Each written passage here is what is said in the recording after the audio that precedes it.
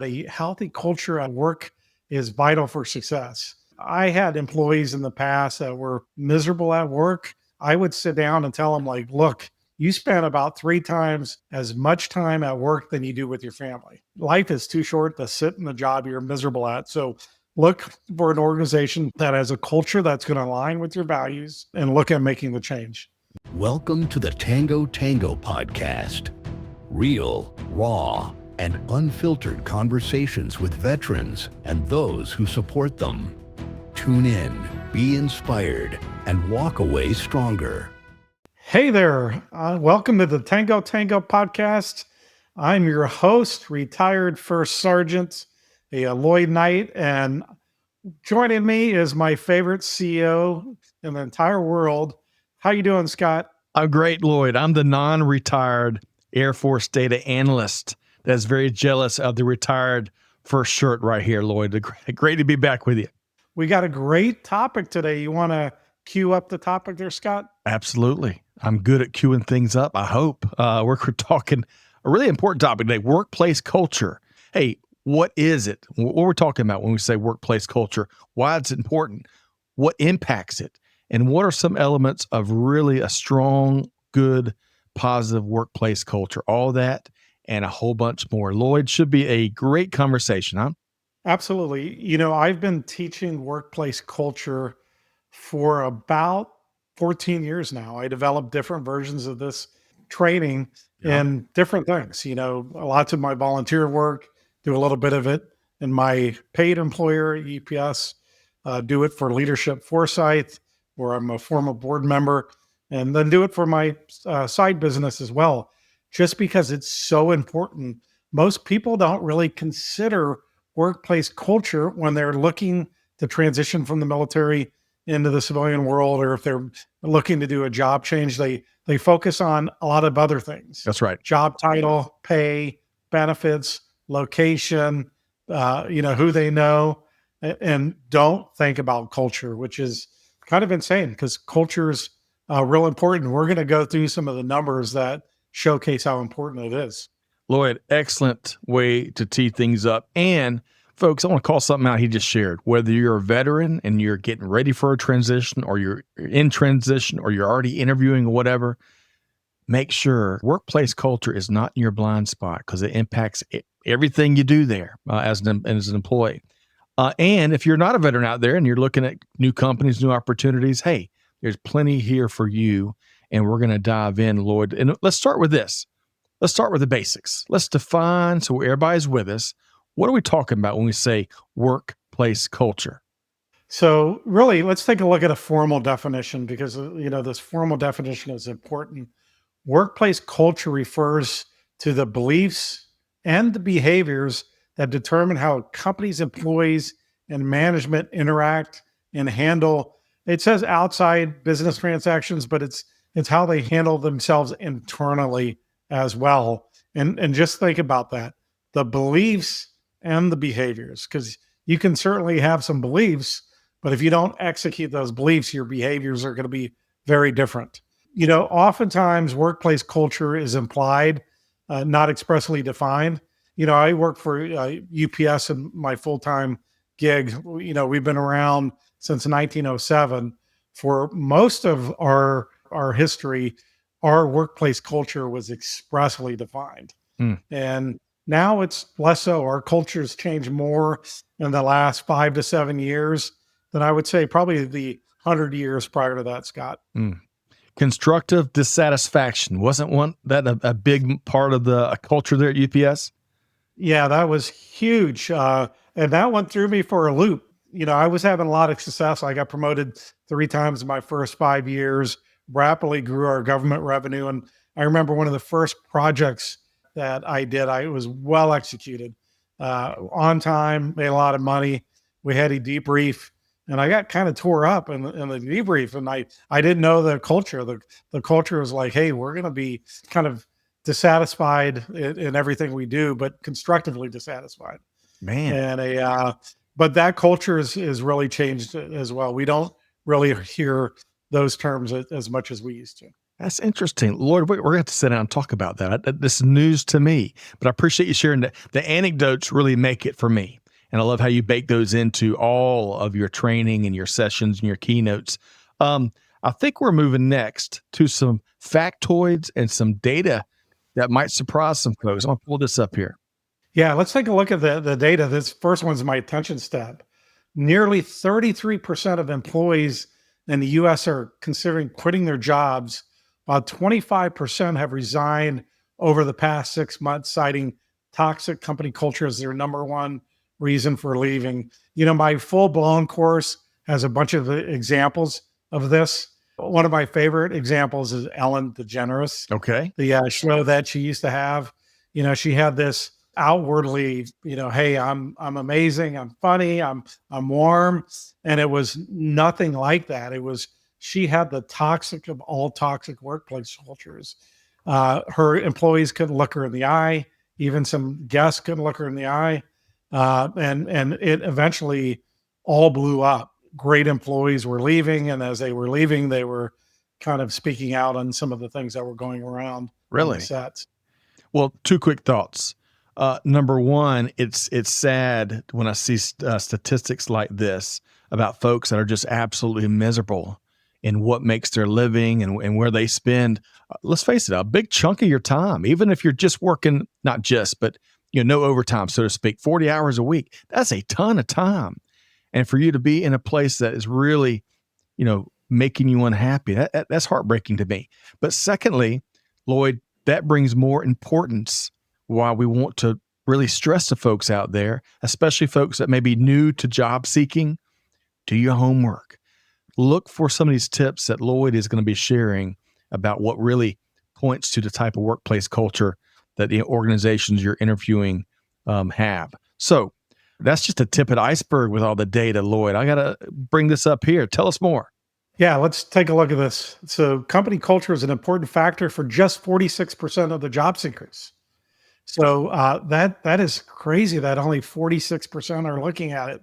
And it's even less for transitioning service members, which I think is insane, because whether you're in the Space Force, Army, Air Force, Marine Corps, Navy, Coast Guard, we are all coming from very culture specific and heavy culture environments. We go to make the transition and we don't think about culture.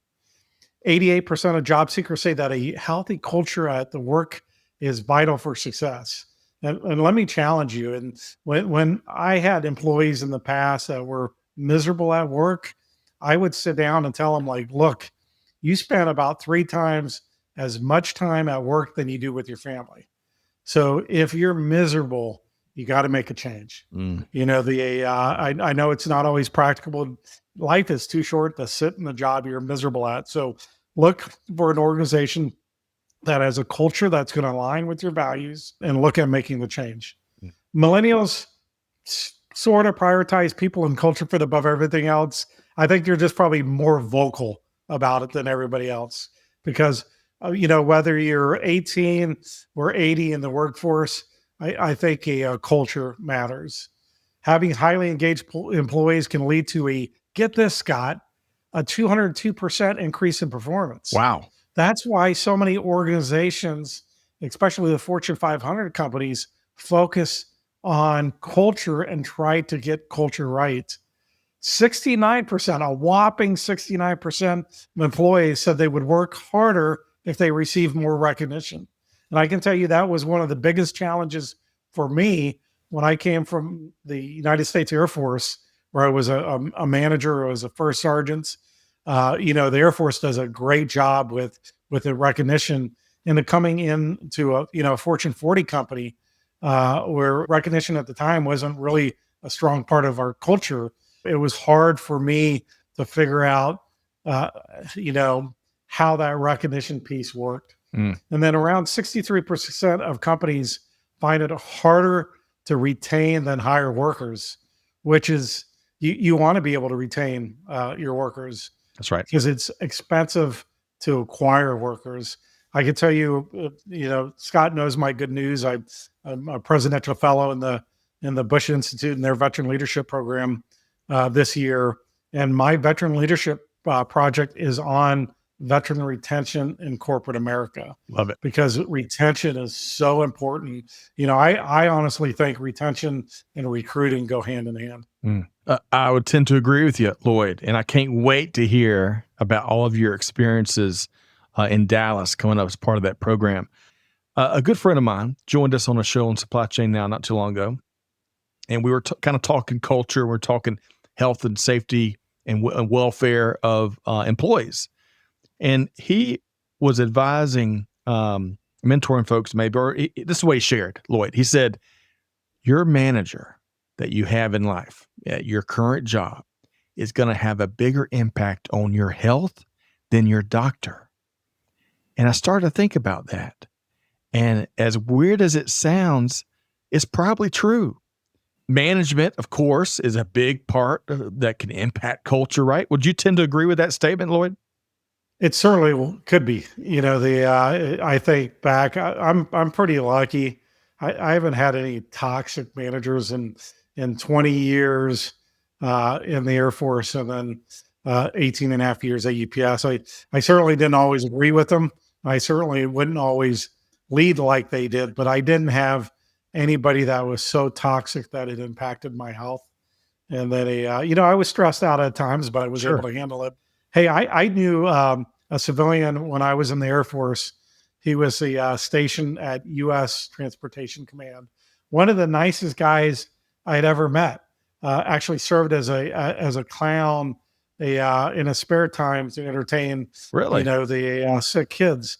And he had this toxic boss that used to throw things at him, What? and so this guy was absolutely miserable. Unfortunately, he didn't have the opportunity to leave.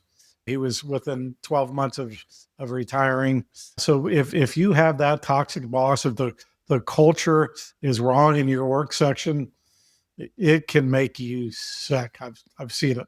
And impact your health. Now, on the flip side, a great manager I think, can really impact your health and mental well-being and mental welfare, which is so important as well. So I was going to add one more thing to what you shared there. You were talking about how fortunate you've been to have 20-year track record of great bosses. Not great bosses, just not toxic bosses. I haven't always had great bosses. Okay, that's a big difference. Just not toxic. Okay, that's an important disclaimer. I appreciate it. All right, so then we're common. I've had the great fortune, the incredible honor of working for some wonderful, innovative, human, decent, salt of the earth people. But I've also, and probably like many of y'all out there, I've had the bad fortune of working with some folks that just they were very business immature, amongst other things. And man, it can make for going back to the statistics, a very miserable Monday through Friday. Scott, in my expanded course, I actually have slides on how you handle that. And a big one is just self-care. So we have about four slides on self-care. So, how you handle that, how you take care of yourself. Definitely. That's very important. Well, Lloyd, I appreciate that. We're going to have to check out. I am also fortunate that it's been years since the last rather toxic manager that I worked for. But you know what? We learn a lot from the great managers we work for, and we learn probably even more from the bad ones. And kidding aside, I really hope that, when I think about the folks that happen to work for me, I need to poll them and figure out how I can get better. I'm hoping that I'm not going to be involved in their stories 20 years from now. We'll see. All right. So Lloyd, I got to ask you, there's always a section in every crowd, especially with presentations, keynote sessions like this, that, they're kicked back on their chair. They got their arms crossed and they're like, yeah, well, so what? That's where we're going next, Lloyd. I want you to talk about why workplace culture is so important. Tell us more. So for the first one is it attracts talents. And I'm going to tell you about UPS. So UPS, our culture was stagnant, right? 25 years ago, you would have to wear a suit and tie, whether you're coming into a corporate office or if you were management working in the operations, you wore a suit and tie. I actually had a friend who's now retired from UPS. He got wrote up a couple of times because he got up from his chair, went to the parking lot to grab something and didn't put on his coat. Mm.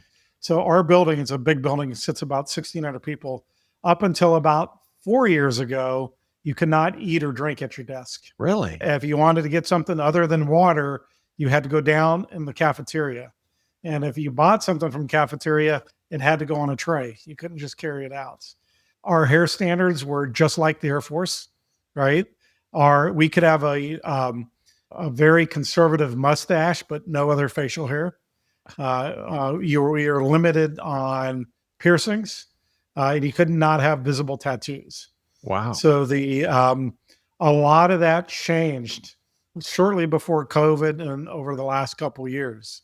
So why do you think it changed, Scott? Probably because you're really not able to hire from all pools and really limiting your options in terms of going after top talent. That's my hunch. Well, yeah, it definitely, people, the generation coming out of college or making their first or second job change did not want to come work in that stuffy environment. And then as things changed at UPS, some of our retirement systems changed. We found it harder to retain really good people. So we recognized, hey, we were going to have to make changes in our culture to attract the talent and then retain it. Why? Because it impacts happiness and satisfaction. Mm. The people want to come to work and be happy. And then as we saw on those other slides, if you're happy, if the culture aligns with your values, if you have that good boss, it's going to affect your performance. You're going to work harder and your results are going to be up to, what do we say, 202%? Yep. Love it. And I love your factual, your data-based approach here to helping folks, Lloyd. All right.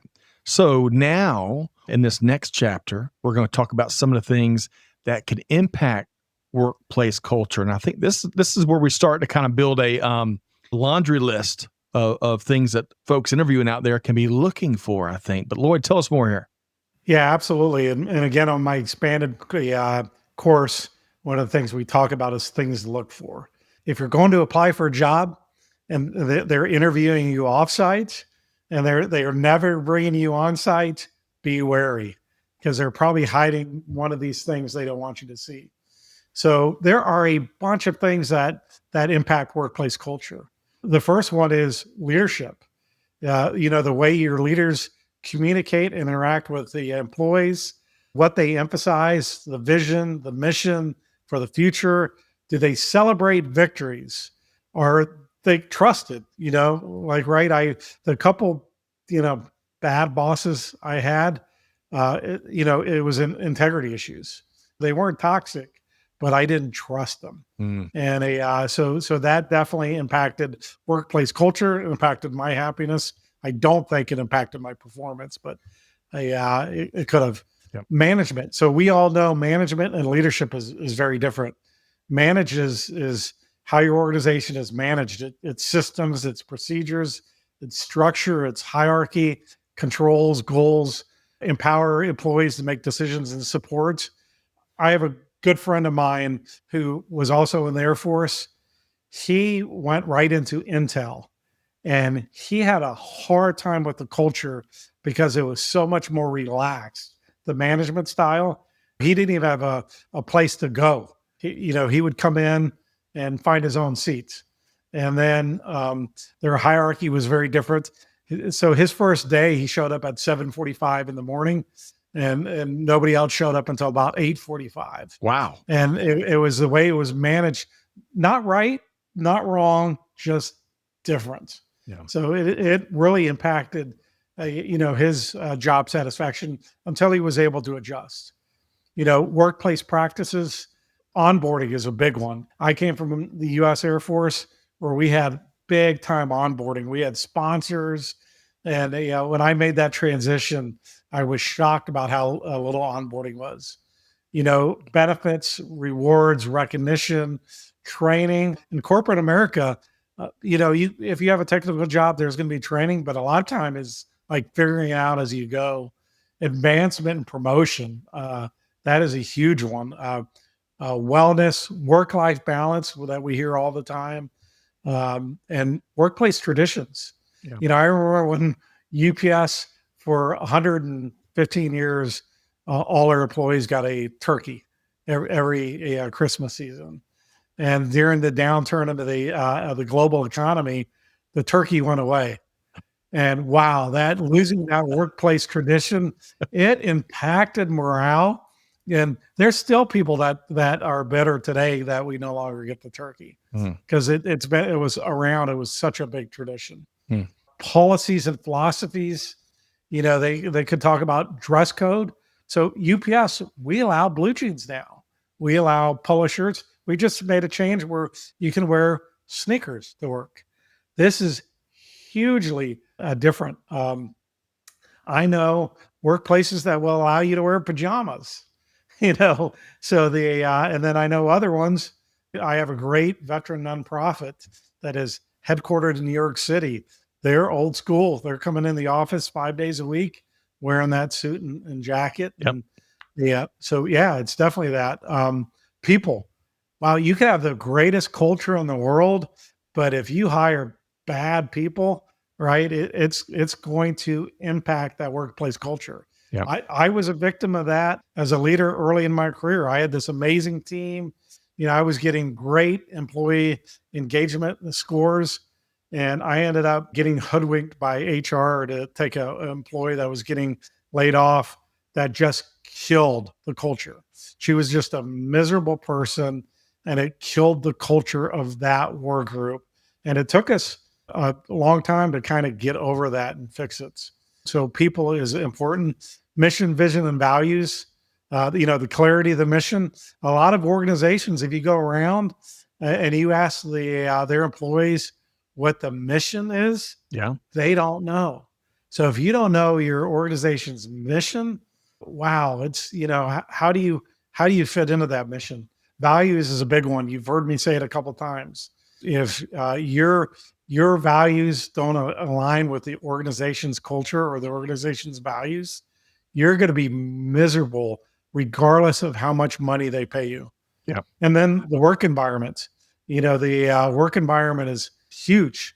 In logistics, oftentimes, we can be in unair conditioned environments. We can be in older buildings, and that was in the military and outside of the military. Commutes are part of work environment. We have to deal with commutes here in Atlanta, and then communications. So I've got a great story for this. We made a big change to our benefits some years back ago, and we used to have would post things on our internal intranet. And so when they made that change, they put it out on that intranet, left employee comments open, and then it ended up being a 3-day weekend. And the vile stuff going on, and it took it about a week and a half to 2 weeks before HR really reacted and then figure out it wasn't the best way to communicate. They actually ended up having town halls all over the country, in person and virtual, to clarify the messaging. And it turns out it wasn't tens of thousands of people being impacted. It was a couple hundred. So if your organization doesn't communicate well, it's going to impact the culture of the organization for sure. Well said. So those are some elements to be looking for consciously. In fact, I would argue, Lloyd, as folks go into interviews or as they meet people from organizations or take tours of their buildings and offices, hey, be looking for signs from all those different categories. It'll help you in your own way assess the workplace culture. And where we're going next, Lloyd, will provide a neat benchmarking opportunity, I think, for folks out there. Because we're going to be talking about, for those amazing organizations out there with incredible workplace cultures, what are some of the elements that make those cultures so amazing? So, Lloyd, walk us through a few of these things here. Yeah, we'll go quickly through these things. The first one is respect and trust in an organization. If you don't have respect and trust, and it's not only with leaders and employees, it's with each other. At UPS now, we have golden rules. And these golden rules help ensure there's respect and trust. Clear and shared vision. Make sure everybody know what the vision of the organization is. Employee empowerment. Wow, if you can empower your employees as much as possible, not micromanage them, That's going to be hugely important. Work-life balance. There's a large logistics company slash retailer.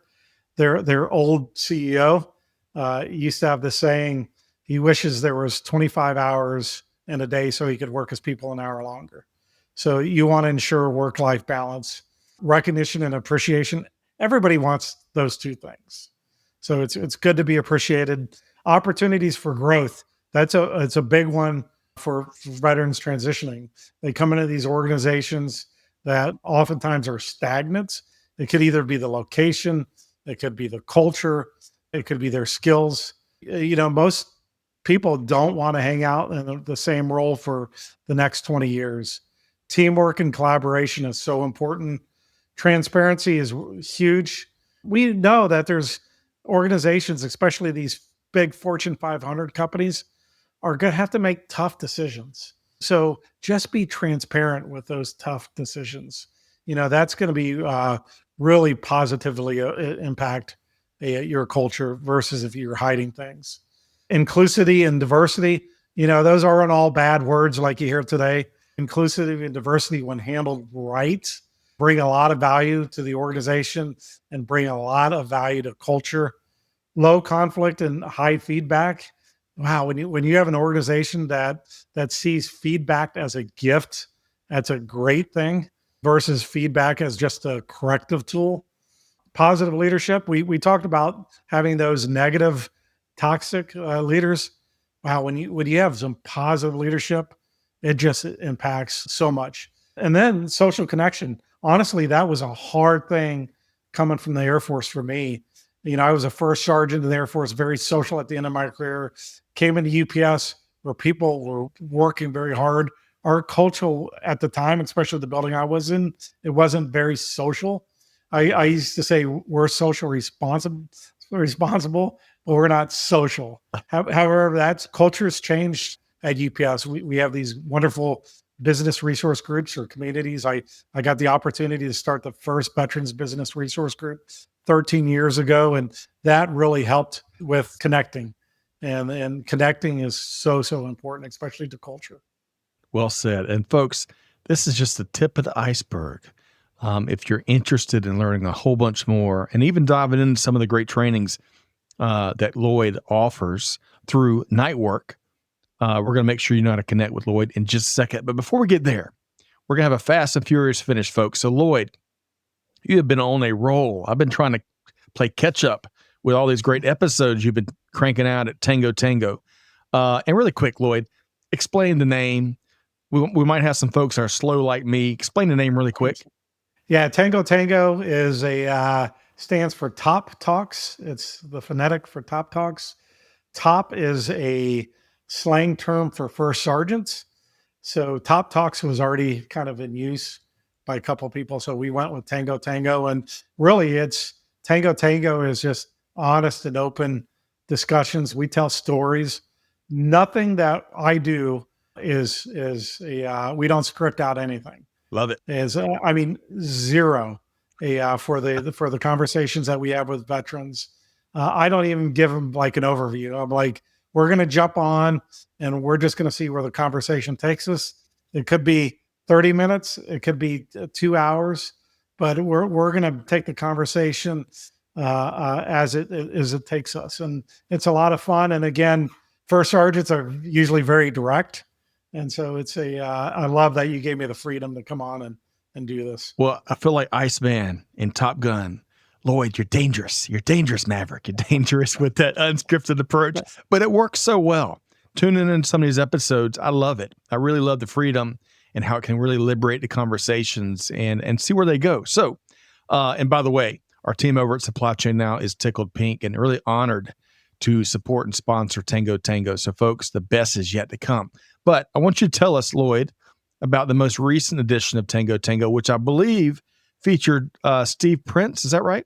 Yeah, Steve Prince from Warrior Set Free, a big behemoth of a man, 6'8", based in Michigan. I went through one of their events, as they call it. Steve talks about his discussion or his story. He's got a unique story, the good, the bad, and ugly of his life. And it was really honored to kind of cover it. we've had some amazing guests so far, Scott. We had somebody who was in Delta Force, Pat McNamara, for 16 years and Green Beret for Wow. 8. We've had a retired 4-star General John Handy. We got Alex Witt coming up from Battle Bars. We got Lacey Gano from Camp Southern Ground, which is Zach Brown's camp for autistic kids and for veterans. So we've done some cool things, Scott, but the best is yet to come. I completely agree. And again, I've got to pick my mouth off the floor with this parade, this ongoing parade of incredible guests that not only have you brought on the show, but the depth of the conversations you're having. So folks, stay tuned and find Tango Tango wherever you get your podcasts, and stay tuned for more lives. And by the way, let us know, let Lloyd know, what are you looking for? What topics would be helpful? So let us know what you're dying to talk more and learn more about. All right, Lloyd, as we wrap, how can folks connect with the one and only Lloyd Knight? So if you are interested in night work, go to nightwork.us. You can kind of see what we're doing, but the easiest way to contact me is through LinkedIn. I'm highly responsive. So drop me a message, give me some ideas, give me some recommendations, suggestions, sponsor the show. So we're always looking for a sponsor for the show, and I look forward to hearing from me. And if you're in Atlanta, look us up. The next Atlanta Summit is going to be August 20th at the College Football Hall of Fame. And then we're going to have a big presence at the Military Influencers Conference this year in Atlanta, starting on September 21st as well. Outstanding. And there's big news there coming up, but we'll keep that cat in the bag, so to speak. All right. Lloyd Knight, what a great session here today. I really appreciate your tireless effort at informing, educating, supporting, advocating, all for our veteran community and all the veteran advocates out there. And I look forward to what's coming next when it comes to Tango Tango. So Lloyd, until next time, sign us off. Yeah. First of all, thank you, Scott. Thank you, Amanda and Trisha, the entire Supply Chain Now team behind the scenes. It's just such an honor to do this. And in the meantime, be safe, be kind, and be remarkable. The Tango Tango podcast is proudly sponsored by Supply Chain Now. Join the Tango Tango community for more inspiring stories. Follow us on Facebook, X, and LinkedIn. Subscribe to the Tango Tango YouTube channel and follow and listen to Tango Tango wherever you get your podcasts.